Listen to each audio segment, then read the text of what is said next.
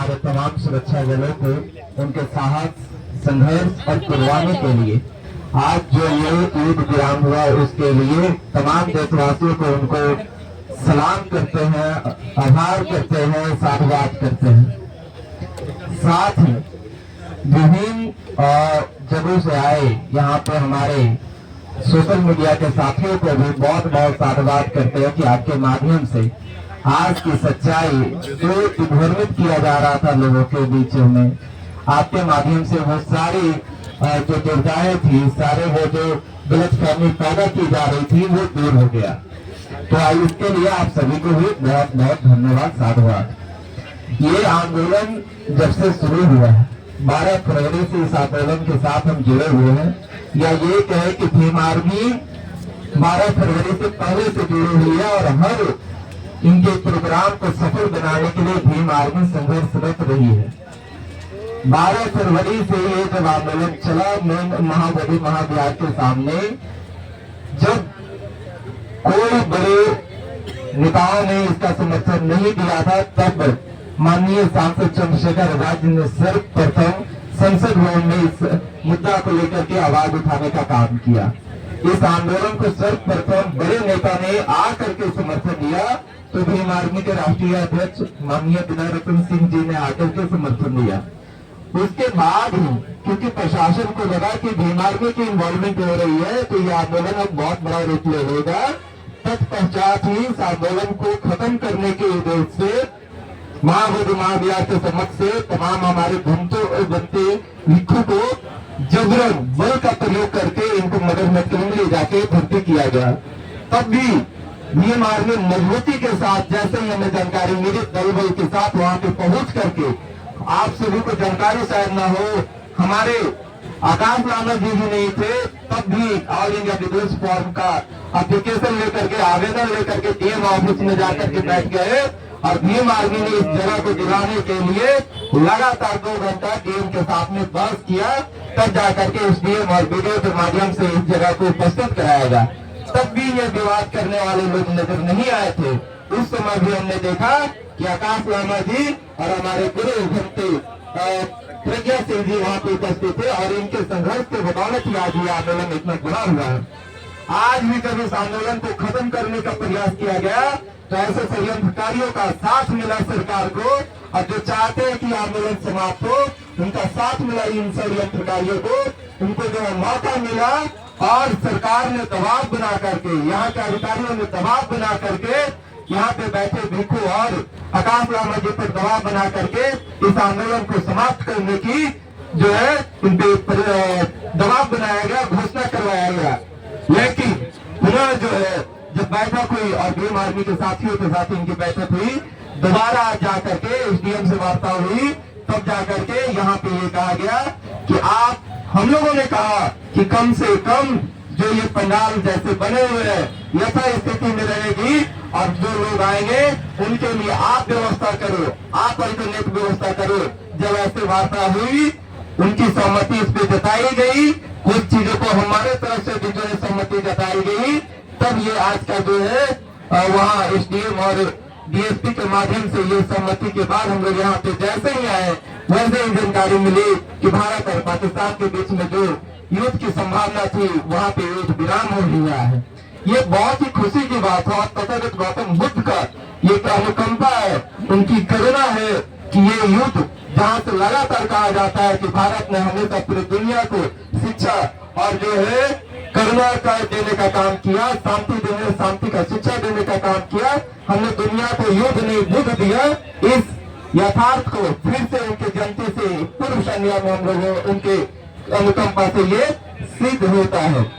ऐसे तमाम समस्याओं में आज भी हम लोगों ने इससे पूर्व भी इस आंदोलन को और मजबूत करने के लिए भीम आर्मी के राष्ट्रीय अध्यक्ष विनय रतन सिंह जी के नेतृत्व में बिहार के विभिन्न जिलों में विरासत बचाओ भारत बचाओ यात्रा के बैनर के तहत यात्रा निकाला गया और कई जिलों में इस यात्रा को सफल बनाया गया। लेकिन जैसे ही भारत और पाकिस्तान के युद्ध का घोषणा हुई और दोनों तरफ से पाकिस्तान नापाक हरकतें करती गई, तो क्योंकि हम सभी के लिए देश प्रथम है, देश की हित सर्वोपरि है उसको मद्देनजर रखते हुए पहले यात्रा को जो है स्थगित किया गया। और यहाँ पे बड़े भाई चंद्रशेखर आजाद जी का भी आगमन था 12 तारीख को, लेकिन स्थिति को देखते हुए देश हित में ये जो है हम लोगों ने निर्णय करते हुए और आकाश लामा जी की सहमति से ये निर्णय लिया गया कि क्योंकि चंद्रशेखर आजाद आएंगे तो लगभग 50,000 लोग भीम आर्मी के होंगे। यहाँ पे विधि व्यवस्था बिगड़ सकती है, हमारे जिला में इतना बल का पुलिस बल का जो है व्यवस्था नहीं है, विधि व्यवस्था में समस्या होगी। प्रशासन की तरफ से भी ये रिक्वेस्ट आ रहे थे, यहाँ के अधिकारियों की तरफ से ये रिक्वेस्ट आ रहे थे, तो सर्वसम्मति से आज सुबह में ये निर्णय लिया गया कि चंद्रशेखर आजाद जी के प्रोग्राम को कुछ समय के लिए स्थगित किया जाएगा। लेकिन फिर आपके माध्यम से हम भरोसा दिलाते हैं, क्योंकि जैसी जानकारी और जैसा आश्वासन मिला चंद्रशेखर आजाद जी की तरफ से, राष्ट्रीय कोर कमेटी की तरफ से, जैसे ये माहौल शांत होगा, बड़े भाई चंद्रशेखर आजाद जी का और बिना रतन सिंह जी का दोनों का पुनः यहाँ पे कार्यक्रम बड़े पैमाने पे तय होंगे, जहाँ पे लाखों की संख्या में भीम आर्मी और बिहार के विभिन्न जिला से लोग आकर के, आम लोग आकर के, जो भीम आर्मी के कार्यकर्ता है उनका फॉलोअर्स है, वो आकर के इस आंदोलन को मजबूत करने का काम करेंगे। बहुत बहुत धन्यवाद। अम्बेडकर इन परिणाम को मैं विनम्रता से अभिवादन करता हूँ। और विगत 88 दिनों से यहाँ बैठे हुए पूज्य भदन जो लगातार यहाँ तूफानों में भी बैठे हैं, उन सभी को मैं विनम्रता से वंदन करता हूँ।